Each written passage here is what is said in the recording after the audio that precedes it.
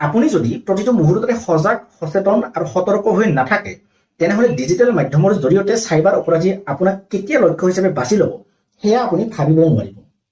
আপুনি নিজে যিমানেই সজাগ, সচেতন আৰু সতৰ্ক হৈ আপোনাৰ স্মাৰ্টফোনটো চলাব, সিমানেই আপুনি চাইবাৰ অপৰাধীসকলৰ পৰা দূৰত্ব বজাই ৰাখি নিজৰ কষ্ট উপাৰ্জিত ধন সুৰক্ষিত কৰি ৰাখিব পাৰিব। আপুনি নিজকে যিমানেই স্মাৰ্ট বুলি নাভাবক লাগিলে, চাইবাৰ অপৰাধীসকলে কিন্তু আপোনাৰ দুৰ্বলতাক ঢাল হিচাপে লৈ আপোনাক লক্ষ্য হিচাপে বাছি ল'ব আৰু কেতিয়া আপুনি চাইবাৰ অপৰাধীয়ে পতা জালত ভৰি দিব সেয়া আপুনি গমেই নাপাব।